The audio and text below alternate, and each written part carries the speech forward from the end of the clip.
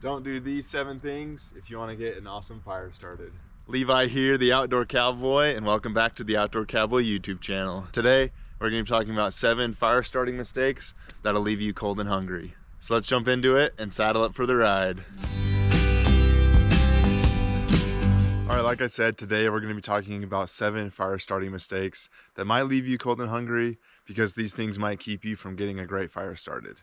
And obviously starting a fire can be pretty tough, and there's a lot of things that can keep you from starting a fire. But I thought of what I think are the 7 most common mistakes that I've made and others can make while starting a fire. But this video isn't just going to be me telling you what not to do. That wouldn't be super helpful. So it's going to be like a fire checklist. We're going to start from the very beginning of getting a spark all the way working through a fire. We're going to talk about the 7 mistakes, and then we'll talk about why they might keep you from starting a fire and how to fix them. And then once we've got that step fixed, we'll move on to the next one. So even if you already know how to start a fire, this can still be a great checklist to go through every time you start a fire to make sure that you can be successful, so that you can stay warm, you can cook your food, purify your water. Whatever you need to do when you get an awesome fire started, make sure to not make these 7 mistakes.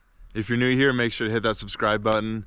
And if you're looking for videos where we go out and apply the things that we're talking about today and start fires in the outdoors, check out our survival camping playlist. There's some awesome videos in there, and there'll be plenty more survival camping videos here in the future. All right, on to our first mistake.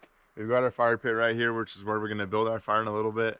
But the first thing in starting a fire is having a way to start it, a way to get a spark, a flame, anything like that. I've got my ferro rod here, which is my favorite way to start a fire. And obviously having one of these is crucial, so the mistake isn't necessarily not having one of these, but it's not having a backup way. Because it's obvious that you need something to start the fire, but if this one doesn't work, and you don't have a backup, then you're not able to start a fire. So I think it's super important to have a backup way when you start a fire. So I have my ferro rod right here, and I usually carry with me some matches as well. Just a couple of them in a bag. The ferro rod's my favorite because it pretty much works in every condition, but I'll usually carry waterproof and windproof matches with me.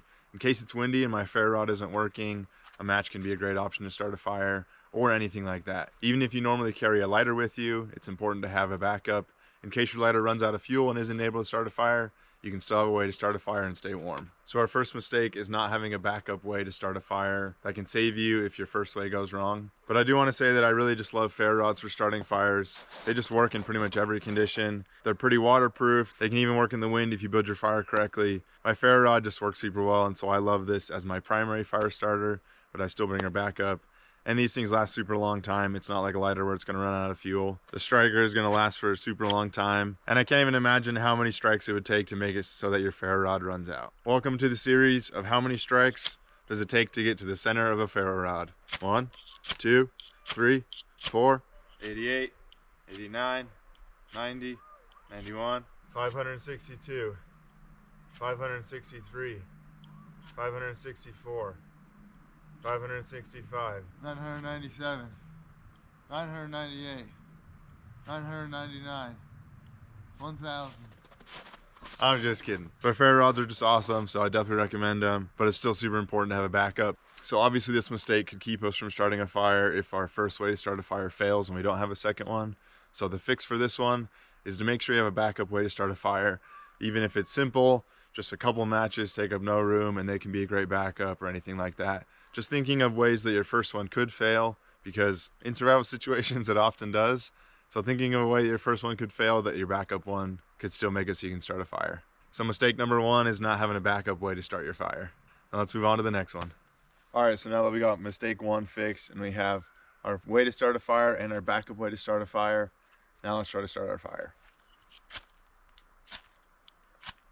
Obviously wood like this is really big and isn't going to light, but oftentimes even smaller chopped wood will still need something to make it so that it can catch. A simple spark is oftentimes not going to be enough just for wood. Unless you have super fine shavings, those can be a great fire starter, but you need to make sure you have something great for your spark to actually catch when you start a fire. I have some of our homemade fire starters, just our cotton balls soaked in Vaseline. I love these things. We made them in a video. If you haven't seen that, go check them out. We made a couple other homemade fire starters that just work awesome. So this is going to be what we're going to use for our fire starter. I love these things. They light super well and they burn for a few minutes, and they can be a great way to get your other wood started. So our mistake number 2 is not having a good fire starter or something good for our spark to actually catch and light on fire. And obviously this can keep us from having a fire, because if there's nothing to catch initially, our fire is not going to get started at all. So our fix for that can be many things, but for us, it's going to be having some of our homemade fire starters, and that'll make it so we can get a fire started. So that's mistake number 2. Let's move on to the next one. All right, so now we have a reliable way to start a fire, and we have a great fire starter. So let's try to get our fire started.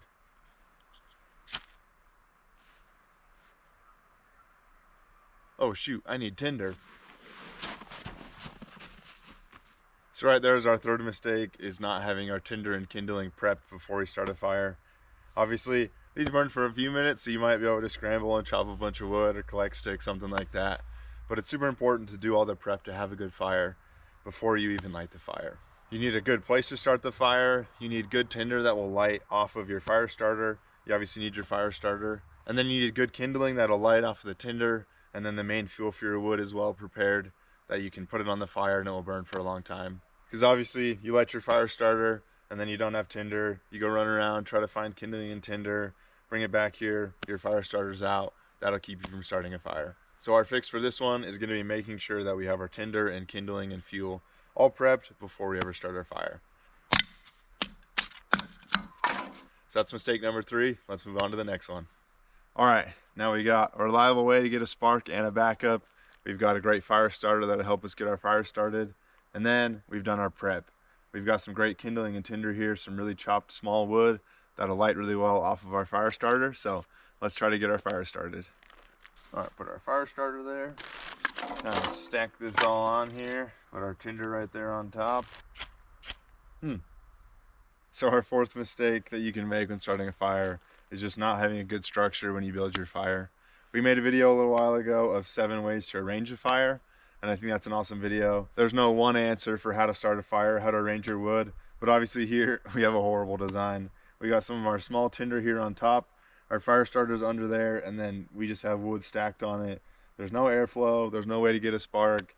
Even if the thing were to light, our tinder's up on top, it's not even by the flame. And obviously this is an exaggerated example, but it's really important that you get your fire structure correctly so that it can burn, it can have proper airflow. I really like the log cabin and the teepee. Those are just perfect ones that the fire starter's at the bottom with your tinder. They can get lots of good airflow, and then they can burn up to more of your kindling. So the mistake is not having a good fire structure, and obviously whether it's airflow or smothering the fire or anything like that, your fire is not going to be able to start. So our fix for this is we're going to make a good fire structure. We're going to do a nice log cabin here, and that should help us to get a fire going. All right, so that's mistake number 4. Now let's move on to the next one. All right, now we have a reliable way to get a spark with a backup. We have our homemade fire starter in there. We've done our prep, so we've got some nice tinder in there on top of our fire starter. And then we've got some kindling and some extra wood set aside. And we have a great structure for our fire. We have a log cabin built here. So let's try to get our fire started. All right, it looks like we got a good fire started. Our fire starter's burning and it's starting to light some of our tinder. Oh no, is that the wind? Darn it, now we don't have a fire. So mistake number 5 is ignoring which way the wind's coming from and how it's gonna affect your fire. Obviously, this was a very exaggerated example because I picked a day when it is perfectly still out. So we don't have any wind to use as an example, but it's still really important to think about. Fires obviously need airflow, and so sometimes a little bit of wind can give you airflow for your fire, but too much is a sure way to put a fire out. So it's really important that you are paying attention to the wind when you're building a fire, because it can easily blow your fire out when it's just barely getting started. And then maybe that was your last fire starter or something, and then you're not able to get a fire started. And there are a couple fixes for this that I think are all really useful, and so it's up to you on which one's best. The first one is just putting your body in front of the wind when you start your fire. Whether that's crouching down, using your hands, anything like that. Just blocking the wind with your body just to get the fire going, and then once it's going, it should have enough that it can keep burning even if it's windy. Another way is going back to one of our fire structures that we talked to, and that's the lean-to fire. And that's where you get a big log, and then you lean all of your kindling up against it and your tinder and fire starter underneath. That can be a great way to build a fire because that big log can act as a wind block. If the wind's coming from this direction and that log's there, you can build your fire behind the log. Great way to get a fire started. And then also we've talked about fire reflectors in the past, how that can be a great way to get more heat from your fire into your body to warm you up better. So big logs like this can be great fire reflectors if you bring it close to the fire, or it can be your structure or some rocks, anything like that. those can also work as great blocks for the wind. So taking your log and setting it up in the right direction to not only reflect the heat better back at you, but also make it so it blocks the wind. So those are some fixes for it, and that is mistake number 5. Now let's move on to the next one. All right, we got a reliable way to start a fire with a backup. We've got our homemade fire starter in there, which will help us start a fire. We've done the prep for our wood before we started our fire, so we got some great kindling and tinder. And I'm blocking the wind with my back, so our fire should be protected. Now let's try to get a fire going. All right, the wind's not putting our fire out and our fire starter's going. Oh no, it looks like my wood is wet. Making sure that you have dry wood is one of the most important things for starting a fire, because wet wood can make starting a fire so much more difficult. Obviously, if you're in the outdoors like I am right now, you're out surviving, and it's snowy like this, or maybe it just rained, it can be pretty hard to find good wood, and so it's important to know what to look for. Whether they have snow on them or not, alive trees are not a great option. That's what's called green wood because it's still alive, so it's gonna have sap and water running through it to keep the tree alive.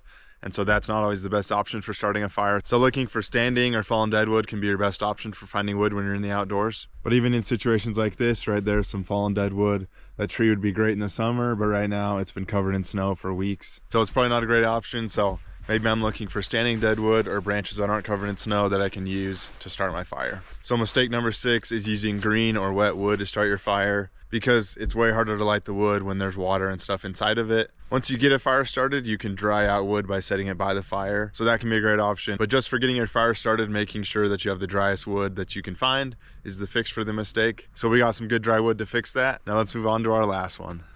All right, I think we might have it now. We have a reliable way to make a spark with a backup. We have our homemade fire starter. We've done the prep before starting our fire. We've got our wood chopped. We've got extra wood set aside. We've got good kindling and tinder. We have a great structure for our fire. We've got a log cabin right here that allows for some good airflow, and we'll get all of our wood burned. I'm blocking the wind with my back, and we make sure to got some dry wood. So let's get us a fire started. All right, our fire starter is in there burning, so I think that means that we're ready just to toss our big logs on and all of our fuel, right? No, don't do that. Not yet. Did you guys hear that?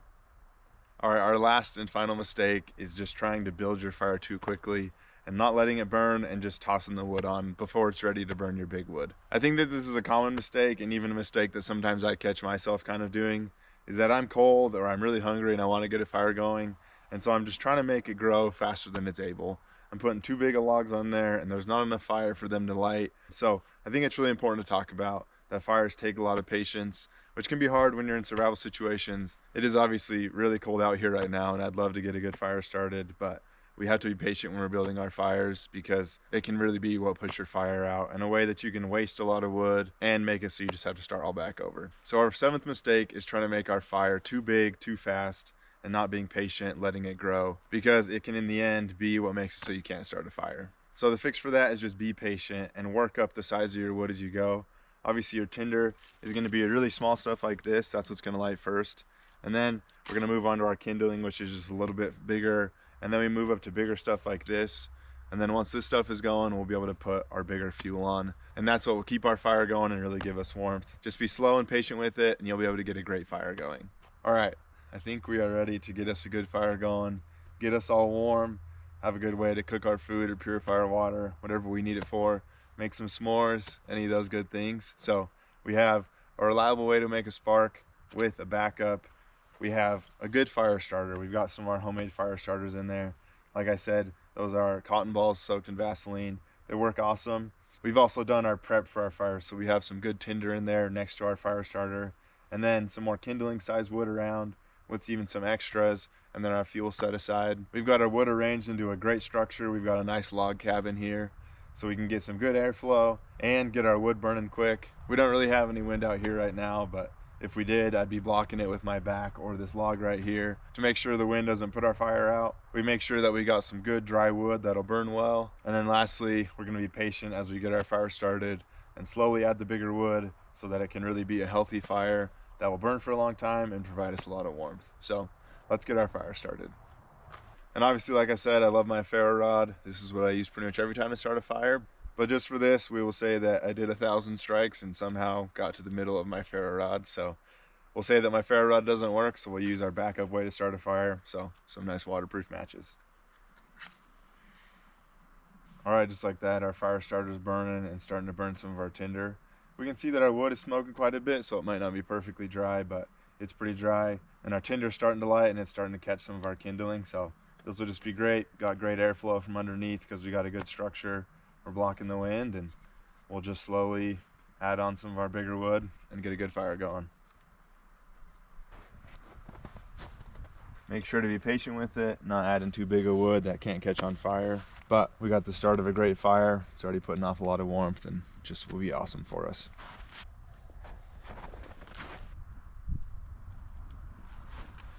All right, and just like that, we got us a great fire going. We made sure to go through our mistake checklist and make sure that we had everything covered so that we could get an awesome fire going. And just worked perfectly for us. We got a great fire here, putting off a lot of warmth, and it's burning super well. We got more bigger fuel that we'll add here in a little bit to keep our fire going, but just like that, started a great fire. So thank you guys so much for watching, and as always, thank you guys so much for all the support. I hope you enjoyed the video today. Hope you learned some stuff, and I hope you got a good checklist that you can go through when you're starting a fire to make sure you're doing the right things to get an awesome fire going. So thanks a ton for watching, and I'll see you in the next video. If you liked this video, make sure to check out the Outdoor Cowboy YouTube channel. We've got new videos every week, survival adventures, camping projects, tool restorations, and a whole bunch more. Hit that like button, don't forget to subscribe, and I'll see you in the next video.